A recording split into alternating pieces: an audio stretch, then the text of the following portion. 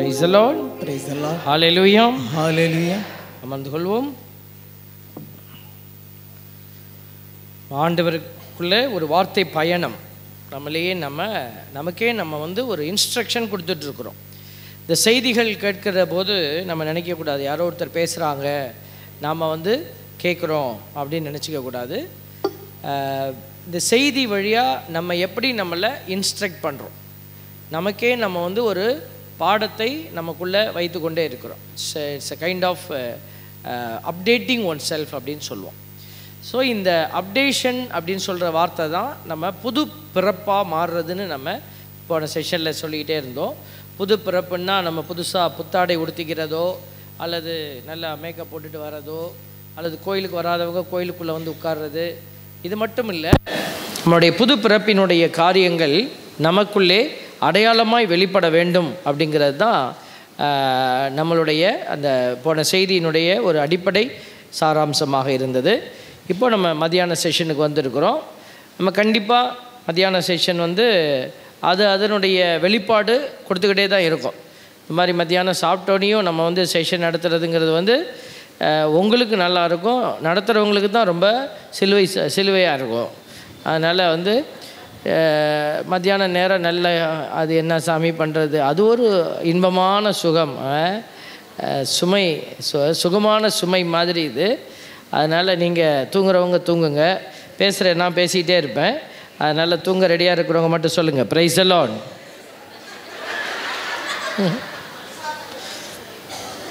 நான் ஒரு இடத்துல ஆண்டவர் எல்லா விதத்துலேயும் நமக்கு ட்ரைனிங் கொடுத்தார், ஆளே இல்லாமல் பேச வச்சார். சவர் சொன்னாங்களா, கொரோனா நேரத்தில், கொரோனாவிலலாம் ஆள் இல்லை, அதுக்கு முன்னாடியே ஆண்டவர் எனக்கு ட்ரைனிங் கொடுத்து வச்சுருந்தார். எப்படின்னா மாதா டிவியில் முதல்ல மாதா டிவி ஆராதனை கொடுக்க என்னை கேட்டிருந்தாங்க, அங்கே ஷூட் பண்ணாங்க. அப்போ பார்த்திங்கன்னா 3 கேமரா வச்சுட்டு எங்கேயும் பார்க்காதீங்க, கேமரா மட்டும் பார்த்து பேசுங்கன்ட்டாங்க. எல்லாம் ஸ்டாஃப்லாம் இருந்தாங்க, எல்லாம் இருந்து நித்திய ஸ்கூலெல்லாம் பாடினாங்க. நான் தான் இவ்வளோ பேர் உட்காந்துருக்காங்களே அப்புறம் என்ன நமக்கு கவலைன்ட்டு நான் ஆரம்பித்தேன். கொஞ்ச நேரத்தில் நான் ஆரம்பித்து கொஞ்சம் அப்படி போயிட்டு இருந்தேன் பாருங்கள், ஒரு 5 நிமிஷம் கூட அவ்வளோ எல்லாம் எந்திரிச்சு கும்பிட்டு எல்லாம் வெளியில் போயிட்டாங்க. ஏன்னா எல்லாம் டியூட்டியான், அதனால் டியூட்டிக்கு போயிட்டாங்க அவங்க. கொஞ்ச நேரத்தில் பார்த்தா கோயிலில் யாருமே இல்லை. பாட்டு பாடுறவர் அங்கே நிற்கிறாரு, அந்த ஓரத்தில் ஆப்ரேட் பண்ணுறவர் அந்த ஓரத்தில் நிற்கிறாரு. நான் கேமராவை இப்படி பார்க்க முடியாது. ஷூட் வேறு எனக்கு, இது மாதிரி நெஞ்சு வேறு படப்படங்குது. ஆளே இல்லாத நேரத்தில் எவ்வளோ நேரம் பேசுகிறது. இருந்தாலும் ஆண்டவரே 1000 பேர் இதை பார்க்க போகிறாங்கப்பா அப்படின்னு மனசில் 1000 பேரை மனசில் நினச்சிக்கிட்டே பேசினேன். ஆளே இல்லாத இடத்துல அல்லேலியா சொன்னேன், அல்லேலியா பிரைஸ் தி லார்ட் அல்லேலியான்னு. அப்போ எனக்கு சிரிக்கிறதா கட் பண்ணவும் முடியாது, ஏன்னா ஓடிக்கிட்டு இருக்குது. அதனால் ரொம்ப ஆண்டவர் இருக்கிறாரு அதான் நினச்சிக்கிட்டேன். நற்கருணை எடுத்து வச்சுருக்குறோம், ஆண்டவர் இருக்கிறாங்க. இப்போ நம்ம தனியாக ஜெபிக்க மாட்டோமா, தனியாக நம்ம ஜெபம் பண்ணுவோம்ல, அப்படி தான் நான் நினச்சிக்கிட்டு நான் ஜெபம் பண்ணேன். அது பார்த்திங்கன்னா அந்த ஆராதனை அவ்வளோ வல்லமையாக இருந்துச்சு. ஏன்னா நம்ம எவ்வளோ கஷ்டத்தில் நம்ம அந்த ஒரு காரியத்தை செய்கிறோம் பாருங்களேன், அதை கடவுள் வல்லமையாக எடுத்துகிட்டு போவார் பாருங்களேன். Price the Lord. அதை இந்த சென்னையில் இது வந்தப்போ ஃப்ளட்டு வந்துருச்சு, அப்போ எல்லாம் கட்டாயி கிடச்சி பாருங்களேன். அப்போ என்ன பண்ணிட்டாங்க, இந்த ஆராதனையை போட்டு விட்டாங்க. அது டிஃபால்ட்டாக உள்ளே வச்சுருவாங்க. முன்னாடியெல்லாம் பழைய டிவியெல்லாம் டொங்கின்னு கேட்கும், டிவி ஓடலைன்னா டொங்கின்னு. இப்போ அப்படி கிடையாது. அவங்க இதில் ஒரு ப்ரோக்ராம் 1 ஹவருக்கு கொடுத்துருவாங்க, அதை அவங்க லோட் பண்ணி வச்சுருப்பாங்க. எப்போல்லாம் கேபிள் கட் ஆகுதோ அப்போ இந்த ப்ரோக்ராம் ஓடிக்கிட்டே இருக்கும். அதில் இதை வச்சுட்டாங்க.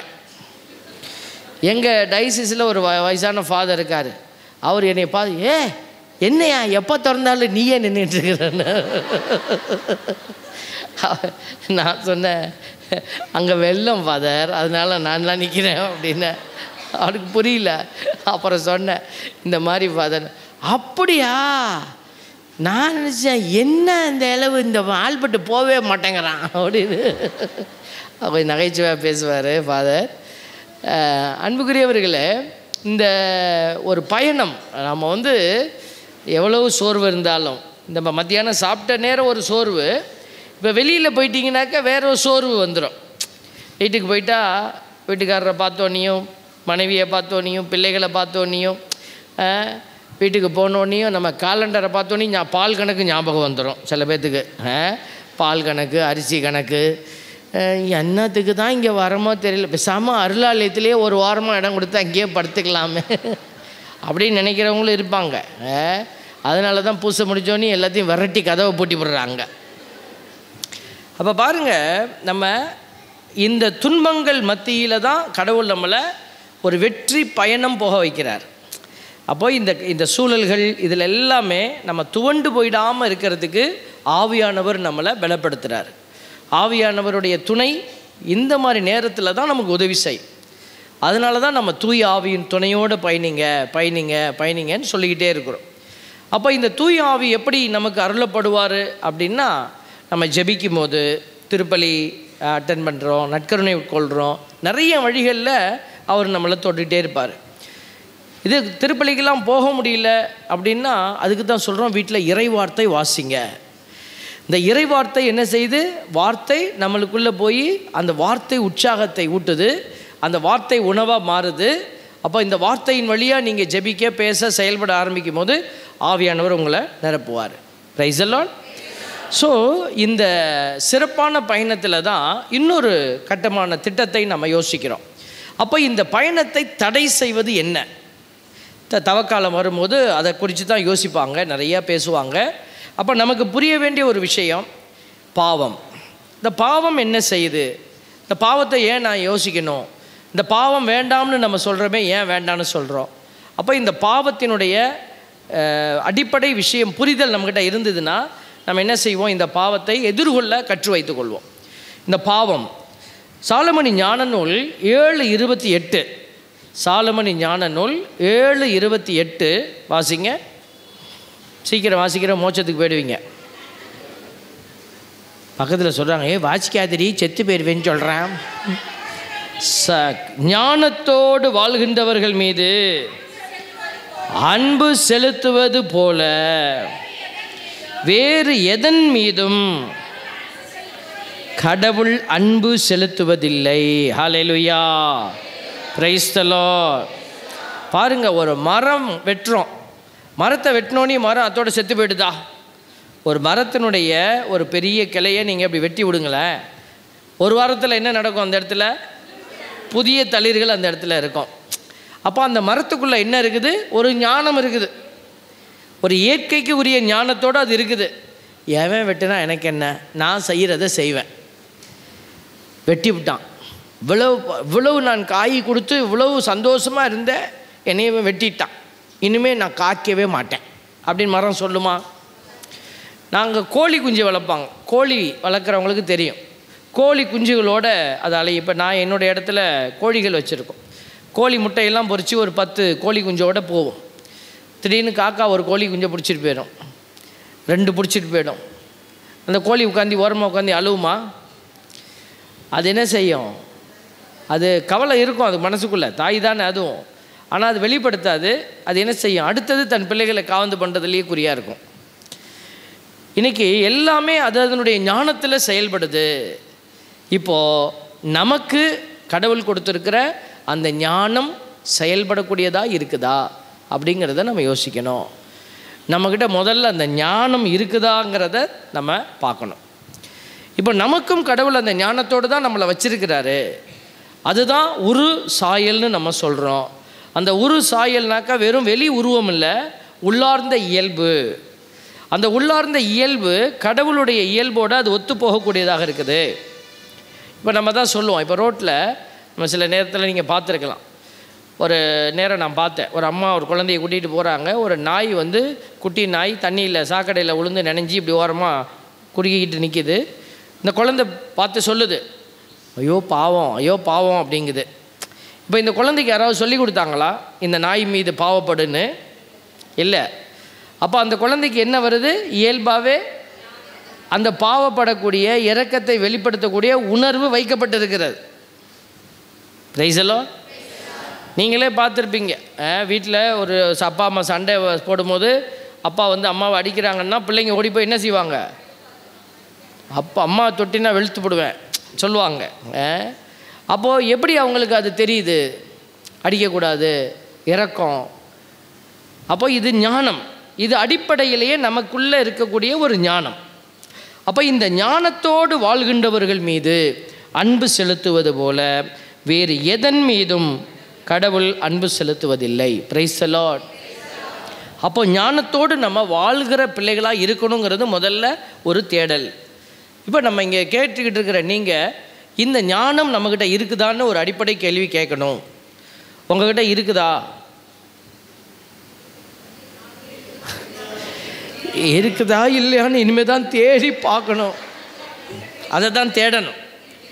தியானத்தில் இருக்குதுன்னு முழுசாக சொல்லிட முடியாது. பக்கத்தில் இருக்கிறவங்கள கேட்கணும், இந்த மாட்ட இருக்குதா? ஆமாம் ஆமாம் இருக்குன்னு அதுதான் சொல்லிகிட்டு இருக்கோம் அப்படி சொல்லிடுவாங்க. அதனால் நம்மக்கிட்ட இருக்குதா இல்லையாங்கிறது எங்கே தெரியும்? நம்ம வார்த்தையில் தெரியும், நம்ம செயல்களில் தெரியும், நம்ம செய்யக்கூடிய செயல்படக்கூடிய விதத்தில் தெரியும். சில நேரம் அது தெரியாது. அந்த ஞானம் இருந்தால் தான் அதை கண்டுபிடிக்கிறது தெரியும். அந்த ஞானமே இல்லைன்னா நம்ம செய்கிறதெல்லாம் சரி அப்படின்னு தான் சொல்லிக்கிட்டே இருக்கும் மனசு. இன்றைக்கி எல்லோரும் தீமை செய்கிறவங்க தீமை என்றைக்காவது சொல்கிறாங்களா? நான் தீமை தான் செய்கிறேன் சொல்லுவாங்களா? இல்லை. அவங்க சொல்லுவாங்க நான் செஞ்சது சரி. அப்போ ஏன் அங்கே ஞானம் மிஸ்ஸிங், வேறு என்னமோ அந்த அந்த இடத்த பிடிச்சி வச்சுருக்கு. சீராக்கிய ஞான நூல் எடுங்களேன். சீராக்கிய ஞான நூல் 17:5 வாசிங்க.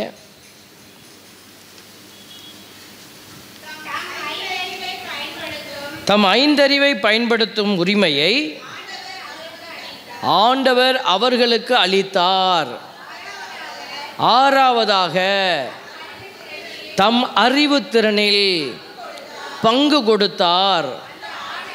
அந்த 6 அறிவையும் விளக்கும் பகுத்தறிவை 7வது கொடையாக கொடுத்தார், வழங்கினார். Price the Lord. இப்போ 7ஆம் அறிவுன்னா நமக்கு உலகத்தில் என்ன சொல்லி கொடுத்தாங்க? 7வது அறிவுனா எந்த அறிவு? சரி, பகுத்தறிவுனா எந்த அறிவு? 6வது அறிவு தான் பகுத்தறிவுன்னு சொல்லி கொடுத்தாங்க. இப்போ பைபிள் எந்த அறிவை சொல்லி கொடுக்குது? 7ஆம் அறிவு. 7ஆம் அறிவுன்னா நமக்கு வேறு என்னமோ ஞாபகம் வருது. சினிமாக்காரங்க ஞாபகம் வருவாங்க, சினிமா நடிகர்கள் ஞாபகம் வருவாங்க. 7ஆம் அறிவு. ஆனால் இனிமேல் உனக்கு 7ஆம் அறிவுன்னா எது தான் ஞாபகம் வரணும்? பைபிள் வரக்கூடாது. அதில் இருக்கிற வசனம் இது. சீராக்கிய ஞானம் 17:5 மனசில் எழுதிக்கங்க. சீராக்கிய ஞான நூல் 17:5 என்ன சொல்லுது? கடவுள் 5 அறிவை பயன்படுத்தும் உரிமையை அவர்களுக்கு கொடுத்தார். இந்த 5 அறிவு எல்லாத்துக்கும் இருக்குது. ஆடு மாடுகள் இருக்குது, நாய்க்கு இருக்குது, பன்னிக்கு இருக்குது. அதுக்கு இருக்குன்னு எப்படி நமக்கு தெரியுது? 5 அறிவு இருக்கிற ஜீவன்கள் செயல்படுகிற விதம். இப்போ ரோட்டில் ஒரு வண்டி வேகமாக போகும்போது ஒரு நாய் குறுக்க வந்துடுது. நாய் நின்று பரவாயில்ல என்னை அரைச்சிட்டு போன்னு சொல்லி நிற்குமா? உடனே என்ன செய்யும்? நாய் கத்திட்டு இப்படி ஓடுது. நிறைய தடவை நம்ம பார்த்துருக்கோம். எந்த உணர்வு அந்த நாயை காப்பாற்றிக்க சொல்லுது? அப்போ அதுக்கிட்ட ஒரு உணர்வு இருக்குல்ல, என் உயிர் நான் காப்பாற்றிக்கணும். அதுதான் 5 அறிவு. இந்த உடலோடு இருக்கிற எல்லாருக்குமே ஒரு உயிர் இருக்கிறது. அதுதான் 5 அறிவினுடைய செயல்பாடு. அந்த அந்த உணர்வு விலங்குகளுக்கும் இருக்குது, நமக்கும் இருக்குது. Price the Lord. எந்த ஒரு ஜீவனுமே தன்னை கொல்ல சொல்லி கையளிக்காது. அப்போது இந்த 5 அறிவு நமக்கு இருக்குது. ரோட்டில் போகும்போது பார்த்து போகணும். இது வந்து ஞானமா? இது ஞானம் கிடையாது. இது வெறும் அறிவு. இது வந்து இன்ஸ்டிங்க்ட்னு சொல்லுவாங்க. இது சதை இருக்கிற எல்லாத்துக்குமே இருக்கும். இது 5 அறிவின் வெளிப்பாடு. வெளியில் போனால் நம்ம பார்த்து போகிறோம். பஸ்ஸு கிசு வந்துடக்கூடாது, நம்மளை அரைச்சிடக்கூடாது, நம்மளை யாரும் முட்டிடக்கூடாதுன்னு நம்ம பார்த்து போகிறது 5 அறிவின் வெளிப்பாடு. 6வதாக தம் அறிவு திறனில் கடவுள் பங்கு கொடுத்தாரு. இப்போ இந்த 6வது அறிவு நம்மக்கிட்ட செயல்படுதா? அதை தான் நம்ம காலையிலேருந்து பேசிக்கிட்டு இருந்தோம். இந்த 6வது அறிவுனா என்ன அறிவு? அதுதான் போய் நீ சும்மா உட்காந்துருக்கக்கூடாது, போய் நன்மை செய்ய. கடவுள் உனக்கு ஏன் இவ்வளோத்தை கொடுத்தாரு, எதுக்கு இந்த கொடுத்துருக்கிறாரு, நீ வச்சுக்கிட்டு நீயே உட்காந்து திங்கவா? நீயே உனக்கு பயன்படுத்திக்கிறதுக்கா? இல்லை, ஃபார் சம்திங் எல்ஸ், பொது நன்மைக்காக கடவுள் உன்னை ஆசீர்வதிக்கிறாரு, அதை எடுத்துகிட்டு போ அப்படின்னு சொல்லி ஆவியானவர் தூண்டுவார். அப்போ நம்ம அதை என்ன செய்யணும்? எடுத்துகிட்டு அடுத்தவங்களுக்கு அதை பகிர்ந்து கொடுக்கணும். அது பகிர்ந்து கொடுக்கறதுனா அது சாப்பாடாக இருக்கலாம், பணமாக இருக்கலாம், அறிவாக இருக்கலாம், உங்களுடைய பேச்சாக இருக்கலாம், எல்லாத்தையும் நம்ம பகிர்ந்து கொடுக்கணும். சில பேருக்கு நல்ல முகம் பாவனை இருக்கும், பார்க்குறவங்களுக்கு அவங்கக்கிட்ட போய் பேசணும்னு தோணும், எல்லாத்துக்கிட்டையும் வராது அது. ஒரு சிலருக்கு அந்த முகத்தில் ஒரு அட்ராக்ஷன் இருக்கும். அப்போது அவங்க மக்கள் அவங்கள தேடி வருவாங்க. அப்போ என்ன செய்யணும்? அவங்க கொஞ்சம் டைம் கொடுக்கணும் அவங்களுக்கு, அவ்வளோதான். யார் இதில் இருக்கிறாங்களோ அவங்கக்கிட்ட போய் பேசி, யார் வழி மாறி போகிறாங்களோ அவங்கக்கிட்ட, தம்பிங்க வா. இப்போ டொன்போஸ்கோ எடுத்துக்கொள்ளுங்களேன், சலேசியன் சபையை துவங்கினார் இல்லையா?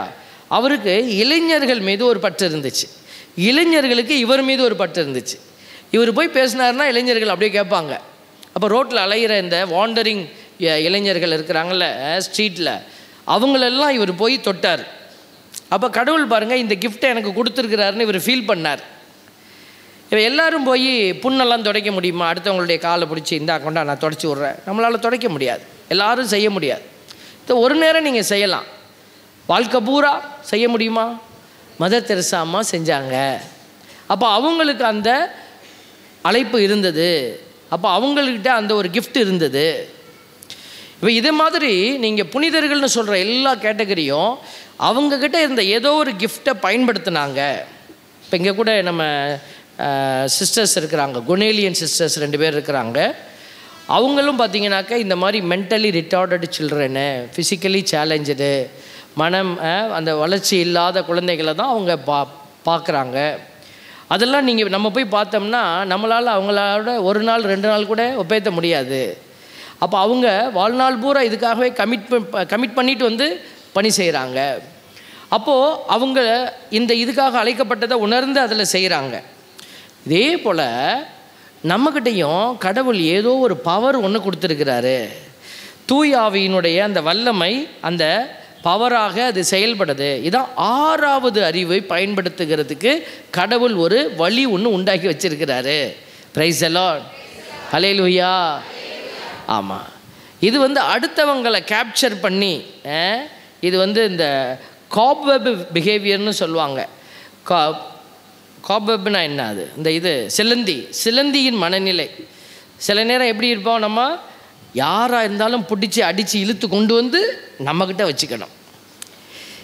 அப்படி தான் சிலந்தியின் மனநிலை. வீட்டுக்காரர் நான் சொன்னால் உட்காரணும், என் பொண்டாட்டி நான் சொல்கிறது தான் செய்யணும். இது சிலந்தி மனநிலை. அவரவருக்குரிய திறமையை அவரவர் பயன்படுத்த அனுமதிக்க மறுப்பது குடும்பத்திலேயே. இது சிலந்தி மனநிலை. நான் சொல்கிறா நீங்கள் இருந்தால் இருக்கணும். இப்போ பாருங்கள், இது வளர்ச்சியை கொடுக்காது. அது என்ன செய்யும்? யாராக இருந்தாலும் தன் பக்கமாக இழுத்து கொண்டு வச்சுக்கிட்டு அது பயன்படுத்த விரும்பும், சாப்பிட பார்க்கும். கடவுள் இப்படிப்பட்ட மனநிலையை ஏற்றுக்கொள்பவர் அல்ல. அப்போது நாம் என்னிடத்தில் இருப்பதை எனக்காக எல்லாத்தையும் எடுத்துக்கொள்வதல்ல. இப்போ நிறைய பேர் நம்ம பேச்சிலே பார்த்திங்கன்னா, எனக்கு இப்படி இருக்குது, எனக்கு இது கிடைக்கல, என் வாழ்க்கை இப்படி போயிடுச்சு, பேச்சே பார்த்திங்கன்னா இப்படி தான் இருக்கும். அப்போது நம்ம எண்ணங்கள் மாற்றப்படலைன்னா உங்கள் வாழ்க்கை மாற்றப்படாது. Price the Lord. இதைத்தான் வெளியில் என்ன செய்கிறாங்க? பாசிட்டிவ் ஆட்டிடியூடுன்னு சொல்கிறாங்க, எனர்ஜின்னு சொல்லுவாங்க. நெகட்டிவ் எனர்ஜி, பாசிட்டிவ் எனர்ஜி, இப்படியெல்லாம் சொல்லுவாங்க. அப்போ என்னென்ன? கடவுள் என்னை ஆசீர்வச்சிருக்கிறாரு, நல்லா வச்சுருக்கிறாரு, ஸோ என்கிட்ட கொடுத்துருக்கிறத நீயும் கொஞ்சம் எடுத்துக்கோ அப்படின்னு கொடுக்கறது தான் அந்த பாசிட்டிவ் எனர்ஜியினுடைய வெளிப்பாடு. நல்லா நினைக்கணும். எப்போ பார்த்தாலும் இப்படி ஆகிப்போச்சே, எல்லாம் போச்சு, என் புருஷனை கட்டிக்கிட்டு என்னத்தை நான் கண்டேன், இப்படியே புலம்பிகிட்டே இருக்கிறார். எத்தனை வருஷத்துக்கு? சில பேர் சொல்லுவாங்க, 30 வருஷமாச்சு ஃபாதர், இந்த பொண்டாட்டியை கட்டினதுலேருந்து என் வாழ்க்கையே வீணாக போச்சு. அழுவ முடியாது, அழுவ வரும், அடைக்கிடுவாங்க. நான் இப்போ கூட நிறைய பிரசங்கத்தில் கேட்குறது தான், கடவுள் ஒருவேளை உங்களுக்கு முன்னாடி திடீர்னு நின்று அப்படி நிற்கிறான்னு வச்சுக்கோங்களேன், நின்று மகளே மகனே உனக்கு ஒரு வரம் கொடுக்கலான்னு நினைக்கிறேன், என்ன வரம் வேணும்? சாலமன்ட்ட கேட்டார்ல, அப்படி கேட்டாருன்னா எத்தனை பேர் இதே புருஷன் வேணும், இதே பொண்டாட்டி வேணும் அடுத்த ஜென்மத்திலையும் கேட்டு வாங்கிப்பீங்க அப்படின்னு கேட்பேன் பாருங்க, ஒருத்தர் கூட கை தூக்க மாட்டாங்க. ஒரு இடத்துல என்னம்மா யாருமே இல்லையான்னு பாருங்க, முன்னாடி ஒரு வயசான சிஸ்டர் உட்கார்ந்தாங்க. அவங்களுக்கு காது கேட்காதான், என்னமோ சாமி கேட்குறாரு, ஒருத்தையும் தூக்க மாட்டேங்கிறாலும் அந்தம்மா தூக்கிட்டாங்க. பாருங்க, நான் சொன்னேன் ஒருவேளை உங்களுக்கு கேள்வி புரியல போல இருக்குது, இன்னொரு தடவை சொல்கிறேன். இல்லை எல்லாம் புரிஞ்சிருச்சு, நீ ஒன்றும் திருப்பி எல்லாம் சொல்ல வேண்டாம் அப்படிங்கிறாங்க. அப்போனா தெளிவாக இருக்கிறாங்க. அப்போ பாருங்க, கடவுள் கொடுத்த ஒரு கொடையை சிறப்பாக பார்க்க நமக்கு தெரியாமல் இல்லை, நம்ம பார்க்குறதெல்லாம் ஒரே குறையாக பார்த்துக்கிட்டு இருக்கிறோம். நல்லா பாருங்கள், ஒரு நம்ம சைக்காலஜி எப்படி இருக்குது பாருங்களேன். 99 பேர் நம்மக்கிட்ட நல்லா பேசுவாங்க, ஒருத்தர் நம்மக்கிட்ட கோவப்பட்டிருப்பாங்க.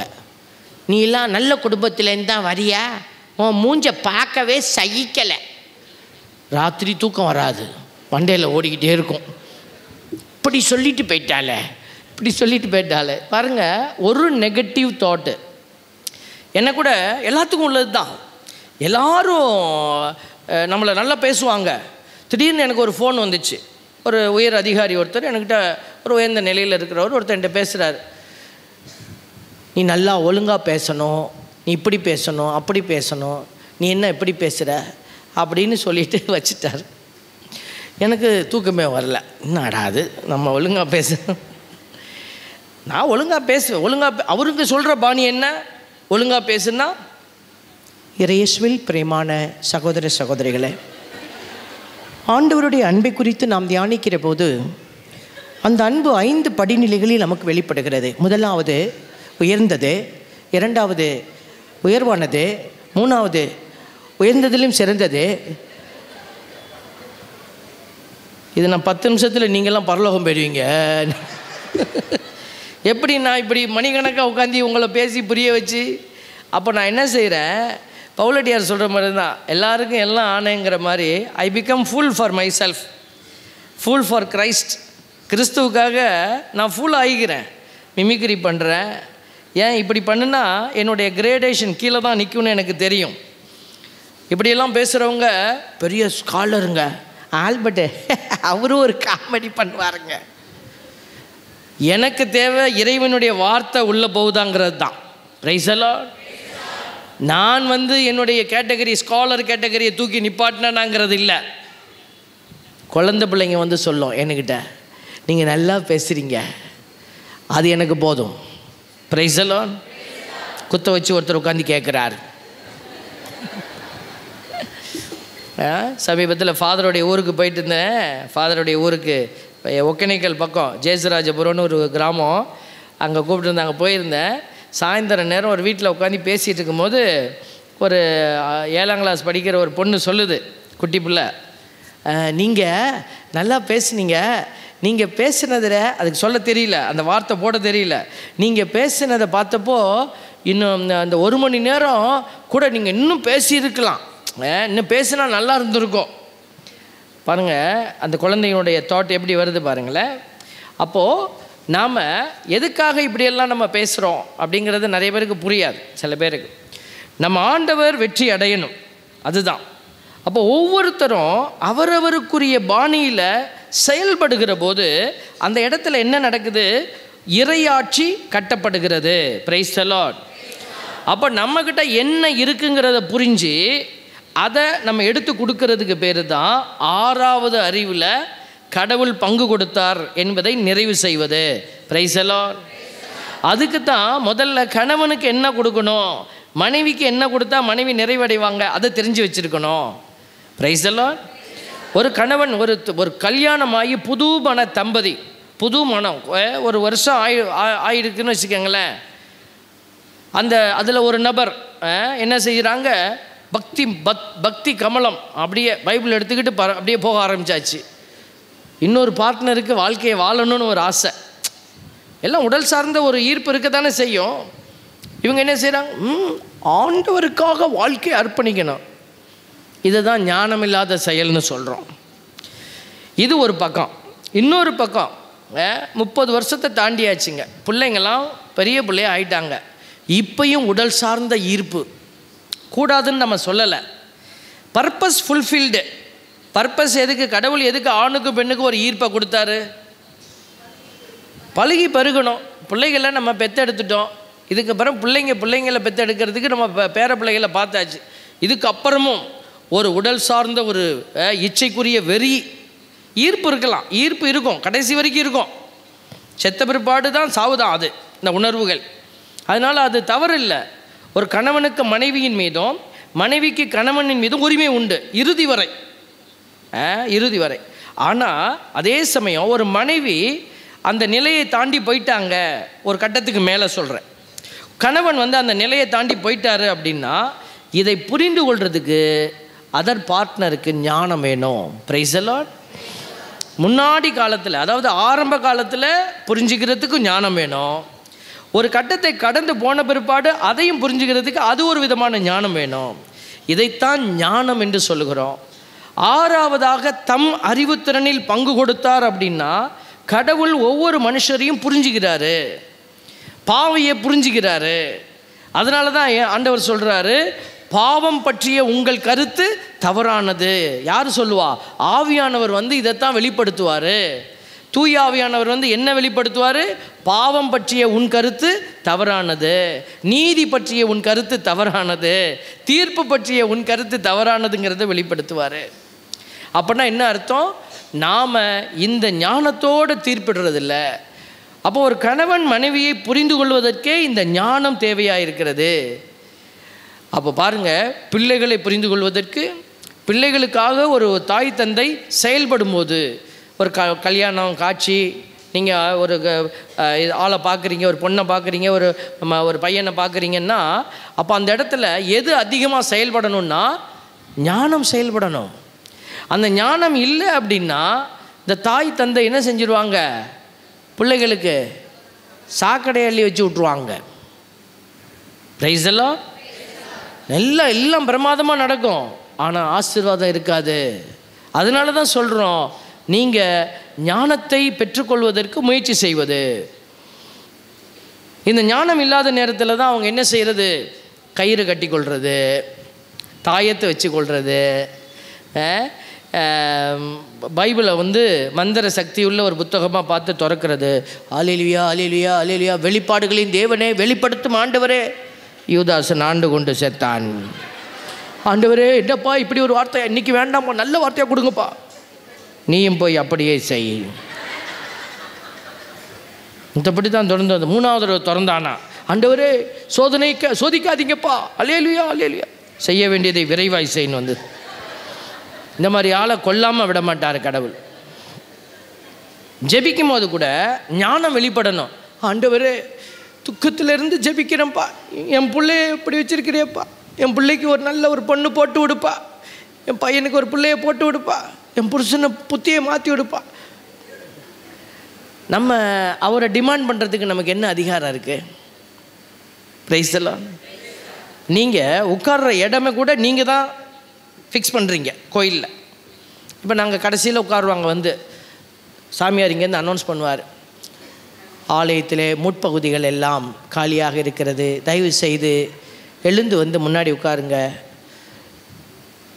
மரியாதை, சாமியாருக்கு மரியாதை என்னன்னா சொல்லப்படாது எதுவும். ஏன்னா சொன்னாங்க கேட்க ஆள் கிடையாது. இங்கே ஓகே, கோயிலெல்லாம் நீங்கள் பாருங்களேன், முன்னாடியெல்லாம் காலியாக கிடக்கும். சாமியார் அனௌன்ஸ் பண்ணாலும் வரமாட்டாங்க. ஏன்னா அது அவங்களுடைய உரிமை. நான் எதுக்கு மாறணும்? பஸ்ஸில் போயிட்டுருக்குறோம், நம்ம ஒரு சீட்டில் உட்காந்துக்கிறோம், அது என்னுடைய உரிமை, மாற்ற மாட்டோம் நம்ம, அப்படி தானே? அப்போ நாம் எல்லாத்துலேயும் பிடிவாதமாக இருக்கிறோம். கடவுள் மட்டும் நம்ம சொன்னோன்னே இறங்கி வரணுமா? கடவுள் சொன்னோன்னே நீ இப்படி செய் அப்படி செய்யணுன்னே கடவுள் வந்து நமக்கு எல்லாத்தையும் செஞ்சு வச்சுட்டு, அந்த பெரிய என்னது பூதத்துக்கு ஒரு பூதம் வந்து எழுந்து எல்லாம் செய்யுமாமே, ஆலம்பனா அப்படின்னு அந்த கடவுள் நமக்கு என்ன பணிவிடை செய்கிற பூதமா? நமக்கு எல்லாத்தையும் செஞ்சு வச்சுட்டு சொல்லுங்கள் ஆலம்பனா அப்படி நிற்கிறதுக்கு. அவர் கடவுள்.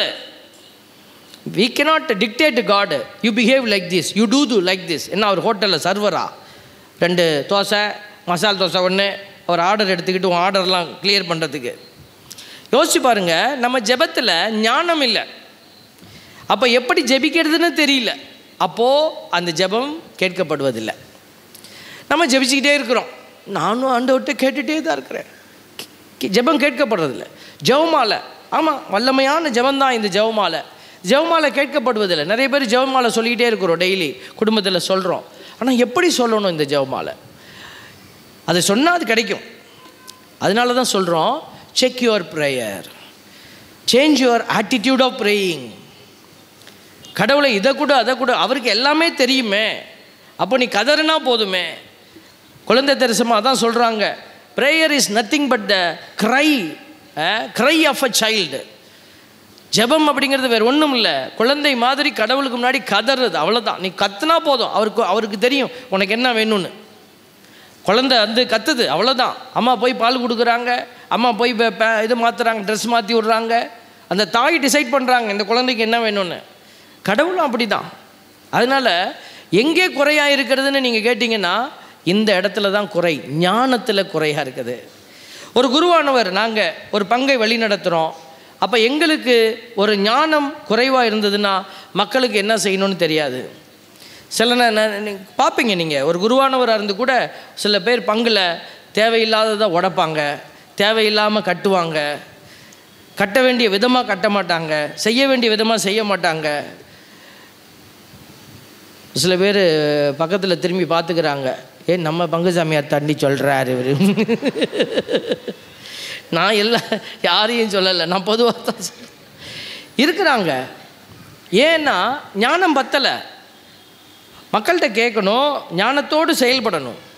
அப்போ பாருங்கள், இந்த சீராக்கி ஞானம் 17:5 சொல்லுகிற விதமாக 5 அறிவை பயன்படுத்துகிற வெறும் ஜீவனாக நீ இருந்துடக்கூடாது, அடுத்ததுக்கு நீ போகணும். 6வதாக தம் அறிவு திறனில் கடவுள் உனக்கு பங்கு கொடுத்தாரு, அந்த பங்கை நீ என்ன செய்யணும், சரியாய் பயன்படுத்தணும்.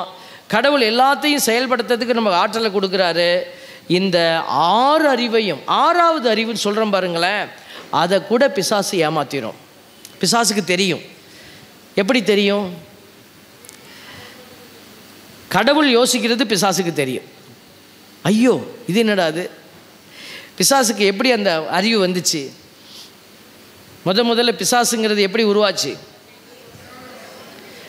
அதுதான் முதல்ல கடவுளுக்கு பணி செய்துக்கிட்டு இருந்த மிகப்பெரிய வாடதூதர் லூசிஃபர், மிக்கேல் அதிதூதர் மாதிரி. மிக்கேல் அதிதூதரே, கப்ரியேல் தூதரே நம்ம சொல்கிறது மாதிரி லூசிஃபர் தான் நின்றுச்சு. ஒருவேளை அது ஜெயிச்சிருந்துச்சுன்னா இன்றைக்கி நம்ம எப்படி ஜெபிப்போம்? லூசிஃபர் அதிதூதரே எங்களுக்காக வேண்டிக் கொள்ளோன்னு ஜெபிப்போம். அவர் இப்போ அது தோத்துட்டதுனால நம்ம அதை பிசாசாக வச்சுட்டோம். இப்போது அது தோக்கிறதுக்கு முன்னாடி கடவுளுடைய எல்லா எண்ணங்களையும் அறியக்கூடிய ஆற்றல் அதுக்கிட்ட இருந்துச்சு. அது இன்னமும் கடவுள் என்ன செய்யலை, அதை அதுக்கிட்டேருந்து எடுக்கலை. ஏன்னா கடவுள் வெளிப்படுத்தின விதமாக விடுத்த அழைப்பையும் கொடுத்த ஆசீர்வாதத்தையும் அவர் ஒரு நாளும் திரும்பி வாங்கிறதில்ல. அது பிசாசுகிட்டையும் அப்படி தான். பிரைஸ் எல்லாம். நீங்களும் எவ்வளோதான் நம்ம பாவம் செய்தாலும், பாவியாக போனாலும் கடவுள் என்ன செய்கிறதில்ல, ஆசீர்வாதத்தை பிடுங்க மாட்டார். கொடுத்தது தான். நாம் தான் அதை உணரணும். இந்த 6வது அறிவில் உணரணும். இந்த 6வது அறிவு சோதனைக்கு உட்படுத்தப்படும். இந்த 6வது அறிவை வெற்றி கொள்ளக்கூடிய ஒரு வாய்ப்பு எங்கே இருக்குதுன்னா 7வது அறிவில் இருக்குது. 7வது அறிவில் தான் நீங்கள் சில திட்டங்களை வகுக்க முடியும். நீங்கள் ராத்திரி நீங்கள் நல்லா ஜெபம் பண்ணுங்களேன். இது ராத்திரி நீங்கள் சொல்லிட்டு படுங்க. ராத்திரி நாளைக்கு காலையில் நான் உபவாசம் இருக்க போகிறேன், ஆண்டவருக்காக நாளைக்கு நான் உபவாசம், இதை சாட்சியெல்லாம் இப்போ சொன்னீங்க இல்லையா, நாளைக்கு வரணும்னு நினைக்கிற நேரத்தில் ஒரு புரட்டும், ஒரு மாதிரியாக இருக்கும், வேறு ஏதாவது ப்ரோக்ராம் வந்து நுழையும், எல்லாம் வரும். அப்படி தான். அப்போது நீங்கள் ஒரு திட்டத்தை ராத்திரி வச்சிட்டிங்கன்னா அது பிசாசுக்கு வெளிப்படும். அந்த திட்டத்தை அடுத்த நாள் நீ செய்யாதபடி பார்த்துக்கும். ஃபாஸ்டிங் இருக்கிறேன்னு சொல்லிட்டு படுங்க, விடிய காலில் எந்திரிச்சோனையும் கப்பன்னு பசிக்கும். ஒரு காப்பி குடித்தா நல்லா இருக்கும் போல இருக்க, குடிச்சும் ஆறாது. அப்போனா ஒரு 7 மணிக்கெலாம் ஒரு 2 இட்லி தின்னுடுவோமா? அப்படி தான் நம்மளுக்கு. அப்போது இது மாதிரி உங்களுடைய எல்லா முயற்சிகளிலும் இந்த சோதனை வந்து உள்ள நுழையும். அப்போ தான் நீங்கள் என்ன செய்யணும்னா 7வது அறிவை பயன்படுத்தணும். Price the Lord. இந்த 7th சென்ஸ் அப்படிங்கிறது என்னன்னா, ஆவியில் நிறைந்து நீங்கள் ஒரு முடிவு எடுக்கிற போது அது பிசாசுக்கு மறைக்கப்பட்டிருக்கும். Price the Lord. இப்போ நீங்கள் ஒரு ஜெபத்தில் அந்த முடிவை வைக்கணும். நீங்கள் ஒரு எஸ் சொல்லுங்க, அதுதான் சொல்கிறாங்க. எல்லாத்துக்கிட்டையும் இதை சொல்லாத, முடிவு எடுத்து நீ மட்டும் வச்சுக்கோன்னு சொல்கிறாங்கல்ல. அது எப்படி? நீங்கள் ஆண்டவரோடு சேர்ந்து இந்த முடிவு எடுக்கணும். இதை போய் மனுஷனோட சேர்ந்து இல்லை. அப்போ நீங்கள் ஜெபத்தில் இப்படிப்பட்ட ஒரு முடிவு, ஒரு திருமண காரியம் இல்லை வீடு வாங்குகிறோம் விற்கிறோம், ஜெபத்தில் வைங்க. ஜெபத்தில் வச்சுட்டு ஆண்டவர்கிட்ட நல்லா துதிச்சு ஒரு 3 நாள் 5 நாள் ஆண்டவர் நீங்கள் சொல்லுங்கள் நான் என்ன செய்யணும். டெய்லி நீங்கள் துதிச்சிக்கிட்டே இருங்களேன். அந்த காரியத்தை ஒப்பு கொடுத்து ஆண்டவர் ஒரு காரியத்தை என்ன செய்வார், மனசுக்குள்ளே கொண்டு வந்து வைப்பார். அவர் என்ன சொல்கிறாரோ அதை தான் நீங்கள் செய்யணும். நாம் விற்கணும்னு நினச்சிட்டு ஆண்டவர் விற்கிறதுக்கு உதவி செய்யுங்கப்பா, விற்கிறதுக்கு உதவி செய்ய நீ கேட்கக்கூடாது. அதை விற்கணுமா விற்கக்கூடாதாங்கிறத அவர் சொல்லணும். அப்போ நீங்கள் ஒப்பு கொடுத்து ஜெபிக்கும் போது ஏதாவது ஒரு காரியம் நம்மளுடைய இதயத்தில் வந்து அப்படியே பேசும். அப்போது அதுதான் ஆண்டவர் சொல்கிறாருன்னு அர்த்தம். அதை வேணும்னா உங்களுக்கு கடவுள் வேறு ஏதாவது அடையாளத்தில் உறுதிப்படுத்துவார். அப்போ அந்த காரியத்தை அந்த முடிவை நீங்கள் 7ஆம் அறிவின் துணையோடு எடுக்கும்போது நீங்கள் ஞானத்தோடு செயல்படுறீங்கன்னு அர்த்தம். Praise the Lord. ஹல்லேலூயா. ஆண்டவர் பல விதத்தில் அதை நீங்கள் அனுபவித்து பாருங்கள். இனிமேல் நீங்கள் அப்படி ஒரு பயணத்தை மேற்கொள்ளும் போது அந்த ஞானத்தோடு சில காரியத்தை முடிவெடுக்கும் போது நீங்கள் ரொம்ப கூர்மதியோட அறிவோடு நீங்கள் அந்த காரியத்தை உத்து பாருங்கள். உங்களுக்கு கடவுள் உங்களை வழி நடத்துறது உங்களுக்கு தெரியும். அதுதான் நீங்கள் ஆவிக்குரிய பிள்ளைகள், அறிவோடும் ஆற்றலோடும் ஆண்டவரை தேடுற பிள்ளைகள். இதை தான் பேதுரு சொல்கிறார், நீங்கள் அறிவு தெளிவோடு விழிப்பாயிருங்க. ஏதோ சும்மா ஃப்ளூக்கில் போனேன் சாமி, ஏதோ நடந்துச்சு போனுச்சு, அப்படி இல்லை. ஒரு தியான இல்லத்துக்கு நான் போயிருந்தேன். அந்த தியான இல்லத்துக்கு அழைத்தவர் என்ன செய்கிறாரு, அந்த தியான இல்லத்துக்கு போகும்போதே வாசப்படியில் சொல்கிறாரு, இங்கே எல்லா அஃபீஷியல்ஸ்லாம் இருப்பாங்க, கேட்டாங்கன்னா சொல்லுங்கள், நான் சும்மா எதேச்சையாக வந்தேன் தியானத்துக்கு, அவங்க தான் கூப்பிட்டு தான் வந்திருக்கிறேன். அவருக்கு என்ன பிரச்சனையோ தெரியல. அதனால் அவர் என்ன பண்ணுறாரு, பெரியவங்க ஏதாவது கேட்டால் அதாவது குறையா போயிடுமென்ட்டு, நீங்கள் யாராவது கேட்டால் எதேச்சையாக வந்தேன் சாமி இந்த ஊருக்கு, பிரதர் என்னை கூப்பிட்டு ஒரு பிரசங்கம் வச்சுட்டு போக சொன்னார், அப்படி சொல்லிடுங்கன்னாரு. ஆரம்பமே பொய்யா, உள்ளேயே போகல. உள்ளே போகிறதுக்கு முன்னாடியே பொய்யோடவே போனால் எப்படி இருக்கும்?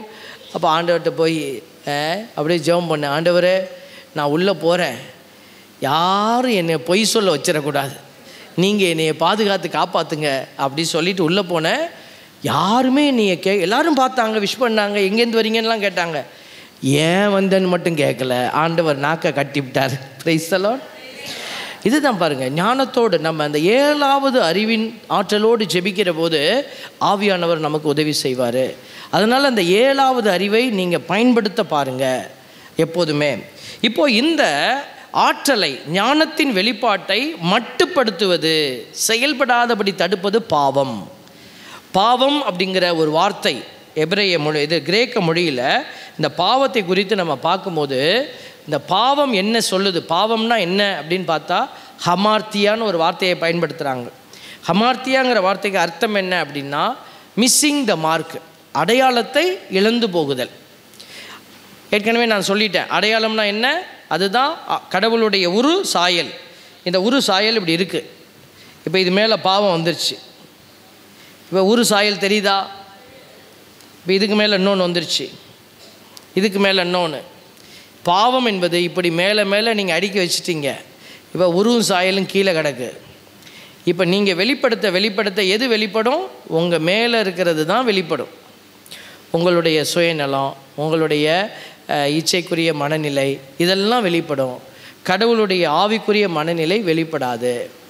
அதனால தான் பாவத்தை களைந்துடுங்கன்னு இந்த தவக்காலத்தில் உங்ககிட்ட சொல்லுவாங்க.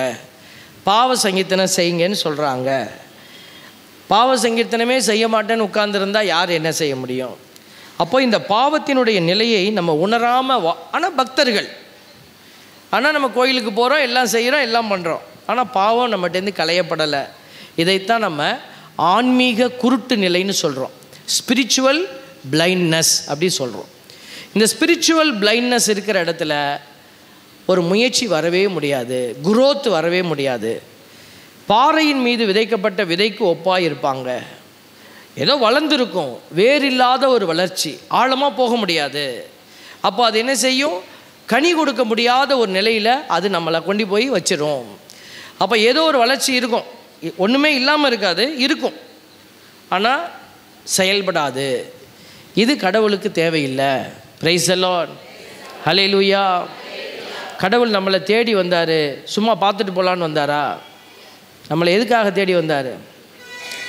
தேடி வந்த தெய்வம் இயேசு, என்னை தேடி வந்த தெய்வம் இயேசு.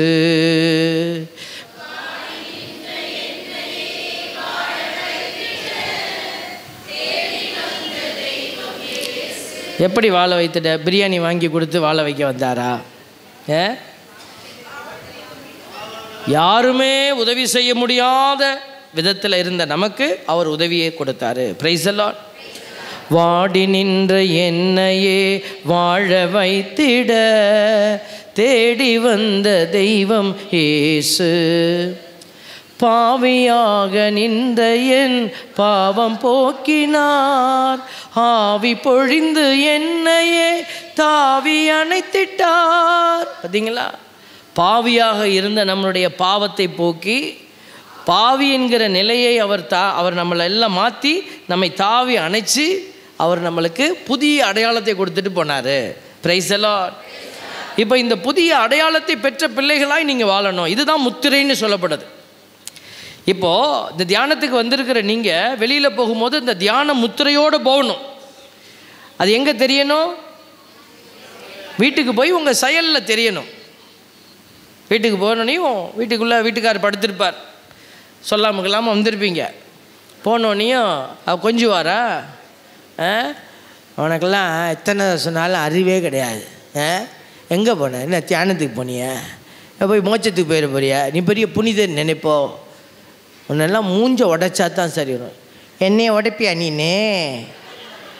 பொறுமையாக இருக்கிறேன், கட்டை எடுத்தால் நான் மண்டே உடைச்சிடுவேன். தியானத்துக்கு போயிட்டு வந்த பிரதிபலிப்பு.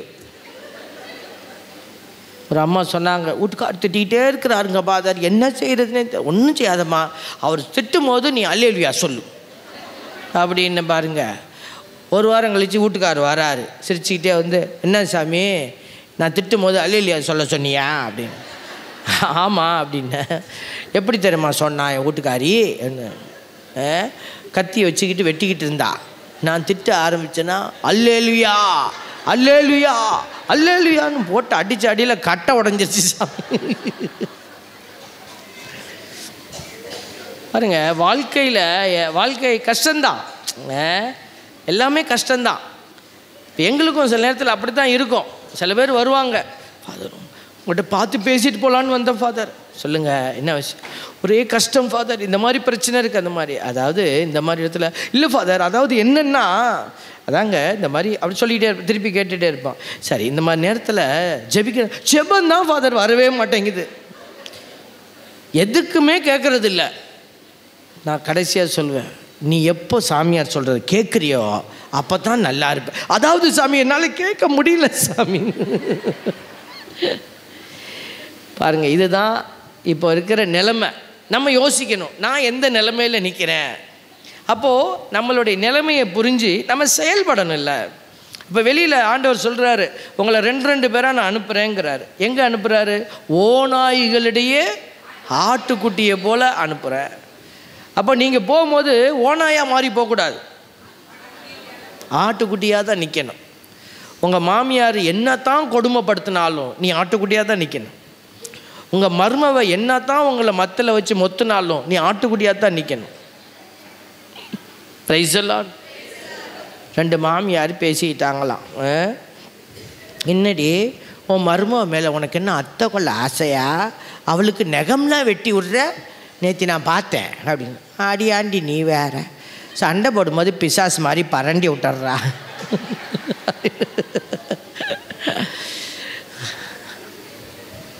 பாருங்கள், இன்றைக்கி நிறைய வாழ்வியல் பிரச்சனைகள் உண்டு. அதெல்லாம் நம்ம எதிர்கொள்கிறதுக்கு நமக்கு சக்தி கடவுள் கொடுக்குறாரு. உன் பலவீனத்தில் என் பலன் வெளிப்படும்னு சொன்னாரா இல்லையா? அந்த இடத்துல இருள் இருக்குதுங்க. ஒரு கதவை திறக்கிறீங்க, லைட்டை போடுறீங்க, லைட் இல்லை. நம்ம என்ன செய்வோம்? ஒரு விளக்கு கொளுத்தி வைப்போம், அதுதான் நீனு. ஆண்டவர் அதான் சொல்கிறாரு, விளக்கை கொளுத்தி எங்கே வைப்பாங்க? மரக்காலுக்குள்ளே வைக்க மாட்டாங்க, விளக்கு தண்டின் மீது வைப்பாங்க. உங்களை கடவுள் ஒரு வீட்டுக்குள்ளே அனுப்பியிருக்கிறாருன்னா அந்த இடத்துல நீ தான் விளக்கா நிற்கணும்னு அனுப்பியிருக்கிறாரு. நான் போனேன், எங்கே அங்கே நல்லா இருக்குது, என் மாமியார் ஒரு மாதிரி செய்யுது, என் நாத்தனார் ஒரு மாதிரி செய்யுது, இந்த வீட்டில் நான் வாழ்கிறதுக்கு செத்து தொலையலாம். சாவறதுக்காக கடவுள் உன்னை அந்த வீட்டுக்குள்ளே அனுப்புனார்.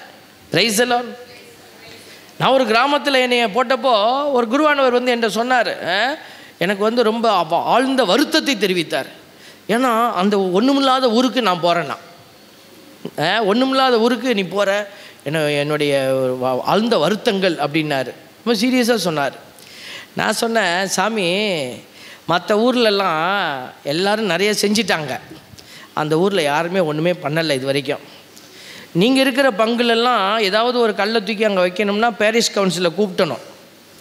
கூட்டி இந்த மாதிரி இந்த கல் இந்த மாதிரி காரணங்கள்னால இந்த கல்லை தூக்கி அங்கே வைக்கலான் இருக்கேன், நீங்களாம் என்ன நினைக்கிறீங்க? அவன் ஆளுக்கு ஒன்று சொல்லுவான், அதுக்கெல்லாம் பதில் சொல்லிட்டு தான் இந்த கல்லை தூக்கி இங்கே வைக்கணும். ஆனால் நான் போகிற ஊரில் பாரிஷ் கவுன்சிலும் கிடையாது, ஒரு மண்ணாங்கட்டியும் கிடையாது. இந்த கல்லை தூக்கி அங்கே போடனாலும் போடலாம், அந்த கல்லை தூக்கி இங்கே வைக்கணுனாலும் வைக்கலாம்.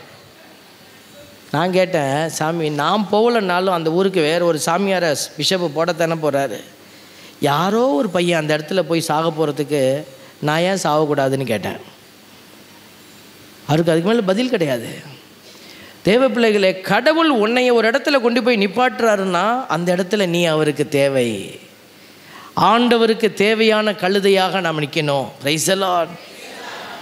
ஆண்டவருக்கு தேவையான பிள்ளையா நின்னா போதும். அதுதான் ஆன்மீகம், அதுதான் இறை ஆற்றல், அதுதான் செயல்பாடு, அதுதான் உங்கள் வாழ்க்கைக்கான மீட்பு. Price the Lord. எனக்கு அது நிறைவளித்ததா, அதை பற்றி எனக்கு கவலை கிடையாது. இப்போ இந்த குருத்துவ வாழ்க்கை நீங்கள் பார்க்குறீங்க, சந்தோஷமாக இருக்கிறோம், ஆனால் இது நிறைவா? ஒருத்தர் என்னோட ஆர்கியூ பண்ணுறார், ஃபேமிலி லைஃப் தான் பெஸ்ட்டு, இது என்ன சாமியார் வாழ்க்கை, ஒரு நிறைவில்லாத வாழ்க்கை. நானும் என் பக்கம் ஆர்கியூமெண்ட் கொடுத்துக்கிட்டுலாம் இருந்தேன். ஒரு மணி நேரமாக போராடி என்னால் ஜெயிக்க முடியல. ஏன்னா அவர் நிறைய டீப்பாக பேச ஆரம்பிச்சிட்டார். கல்யாண வாழ்க்கையில் எப்படியெல்லாம் அன்பு உறவு இருக்குது அப்படின்னு. உங்ககிட்ட ஒன்றுமே இல்லை. நான் சொன்னேன், அந்த கடைசியாக நான் ஒத்துக்கிறேன், எங்கள் வாழ்க்கையில் ஒரு வெறுமை இருக்குது பற்றியா, அதை உன் வெறுமையை உன் பொண்டாட்டியும் உன் கணவனும் நிறைவு செஞ்சுப்பீங்க, என் வெறுமையை என் ஆண்டவர் நிறைவு செய்வார் அப்படின்னு. அங்கே தான் நாங்கள் மாறி நிற்கிறோம். அந்த வெறுமை உண்மைதான், அது வெறுமை தான். அந்த வெறுமையை நம்ம வெறுப்பாக பார்க்கல, அந்த வெறுமையை ஏற்றுக்கொள்கிறோம். எதுக்காக? கடவுளுக்காக தான். மனித நிலையில் அது வெறுமையான்னு கேட்டால் ஆமாம், இழப்பு தான், வருத்தம் இருக்குது தான், உடல் அளவில் போராட்டம் இருக்குது தான். ஆனால் அதைத்தான் நம்ம கடவுளுக்கு கொடுத்துருக்குறோம். அப்போ நீங்களும் ஒரு இடத்துக்குள்ளே போகிறீங்க, ஒரு வீட்டுக்குள்ளே போகிறீங்கன்னா அங்கே நீங்கள் பார்க்கக்கூடிய காரியங்கள் எல்லாம் சில நேரத்தில் இருளை போல் இருக்கும். அந்த இடத்துல தான் நீ வெளிச்சமாக நிற்கணும். Price the Lord. என் அன்புக்குரிய பிள்ளைகளை, ஆண்டவர் அதுக்கு தான் நமக்கு சொல்லுகிறார், இந்த ஸ்பிரிச்சுவல் பிளைண்ட்னஸ், ஆன்மீக குருட்டு நிலைக்குள்ளே நிற்காத. ஆண்டவர் சொல்கிறாரு, குருட்டு வழிகாட்டிகள், பார்வையற்ற ஒருவர் பார்வையற்ற வேறொருவரை வழிநடத்தினால் இருவரும் குழியில் விழுவர். மத்தேயு 23:16, குருட்டு வழிகாட்டிகளே ஐயோ உங்களுக்கு கேடு. பார்த்தீங்களா? அதே போல் மத்தேயு 23:17, குருட்டு மடையரே எது சிறந்தது, பொன்னா பொன்னை தூயதாக்கும் திருக்கோவிலா? மத்தேயு 23:24, குருட்டு வழிகாட்டிகளே நீங்கள் பருகும்போது கொசுவை வடிகட்டி அகற்றுகிறீர்கள், ஆனால் ஒட்டகத்தையோ விழுங்கி விடுகிறீர்கள். இதுதான் நம்மளுடைய ஸ்பிரிச்சுவல் பிளைண்ட்னஸில் இருக்கிற பிள்ளைகளுடைய நிலை. அவங்க என்ன செய்வாங்க, அப்படியே ஒரு சாதாரண விஷயத்துலலாம் அப்படி மைன்யூட்டாக இருப்பாங்க, ஆனால் பெரிய காரியத்தில் கடவுளுக்கு சாட்சியாக இருக்க வேண்டிய இடத்துல தங்களை இழந்துடுவாங்க. இந்த தவக்காலம் உங்களுக்கு ஆரம்பிக்க போகிற இந்த தவக்காலம் உங்களை மீண்டும் மறுபிறப்பு அடைய செய்கிற ஒரு காலம். இப்போ நீங்கள் என்ன செய்யணுன்னா, தவக்காலத்துக்கு முன்னாடியே இதை ஒரு முன் அடையாளமாக வைக்கிறோம். நீங்கள் எப்படி இந்த தவக்காலத்தை ஃபேஸ் பண்ண போகிறீங்க, இந்த வருடம் எந்தெந்த காரியத்தினால இந்த தவக்காலத்தை நீங்கள் அடையாளப்படுத்த போகிறீங்க, தயவு செய்து எழுதி வைங்க. எத்தனை சிலுவை பாதை செய்ய போகிறீங்க, எத்தனை சிலுவை பாதை முழங்கால் படிக்கிட்டு செய்ய போகிறீங்க. சின்ன சின்ன விஷயந்தான், முடிஞ்சவங்களுக்கு சொல்கிறோம். முழங்கால் பட முடியும்னா முடியும். நம்ம வெள்ளிக்கிழமை சிலுவை பாதை செய்வோம். இன்றைக்கெல்லாம் யாருமே முழங்காலே போடுறதில்ல. முழங்கால் முடிஞ்சவங்க கூட முழங்கால் போடுறதில்ல.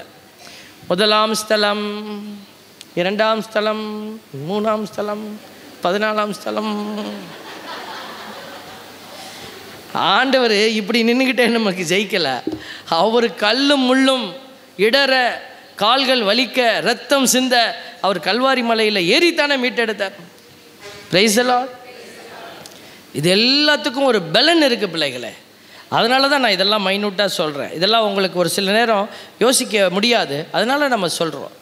எத்தனை நீங்கள் ஒரு சொல்லுங்கள், எத்தனை சிலுவை பாதை செய்ய போகிறீங்க? டெய்லி சொல்லணும்னு சொல்லுவாங்க. நீங்கள் ஒரு நம்பரை ஃபிக்ஸ் பண்ணுங்கள். எத்தனை ஏழைகளை சந்திக்க போகிறீங்க? எத்தனை பேருக்கு ஸ்பிரிச்சுவல் ஃபாஸ்டிங்காக நீங்கள் இருக்க போகிறீங்க? அதாவது அவங்க காயப்படுத்தும் வார்த்தையை பேசுகிறாங்க, நீங்கள் பேசலாம், திருப்பி கொடுக்கலாம், வார்த்தை இருக்குது.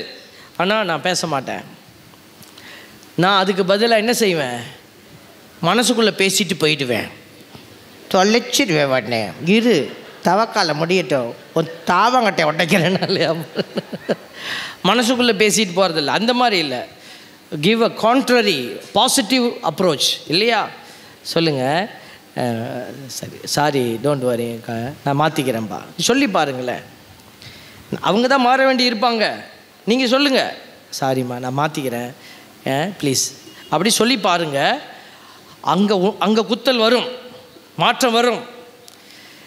கடவுள் இந்த காரியத்தை செய்வார். அதனால தான் ஆண்டவர் நமக்கு இந்த 2 கொரிந்தியர் 4:4 சொல்கிறாரு, இவ்வுலகின் தெய்வம் நம்பிக்கை கொண்டிராதோரின் அறிவு கண்களை குருடாக்கி விட்டது. எனவே அவர்கள் கடவுளின் சாயலாய் விளங்கும் கிறிஸ்துவின் மாட்சி பொருந்திய நற்செய்தி ஒளியை காண முடிவதில்லை. நற்செய்திங்கிறது இதுதாங்க. நல்ல செய்தின்னா என்னது? அடுத்தவர்களுக்கு உயிரளிக்கிற ஒரு செய்தி, அடுத்தவர்களுக்கு உயிரளிக்கிற ஆற்றலாய் உங்கள் வார்த்தை போணுச்சுன்னா அதுதான் நற்செய்தி. நிறைய பேருக்கு இந்த நற்செய்தி ஒளியை காண முடியவில்லை. காரணம் என்ன? இவ்வுலகின் தெய்வம் நம்பிக்கை கொண்டிராதோரின் அறிவு கண்களை குருடாக்கி விட்டது. ஆகவே இந்த அருமையான வேளையில் தொடர்ந்து நாம் ஜெபிக்க போகிறோம். ஆண்டவர் நம்ம ஜெபத்தை எல்லாம் கேட்டுகிட்டே இருக்கிறாரு. நம்ம இப்பொழுது டிவைன் மெர்சி ப்ரேயர் ஜெபிச்சு இதை தொடர்ந்து நற்கருணை ஆராதனையோடு நம்ம வழி நடத்தப்பட போகிறோம். ஆண்டவர் தாமே உங்களை வழி நடத்துவார். அனைவரும் ஜெபத்திற்கு நாம் கடந்து செல்வோம்.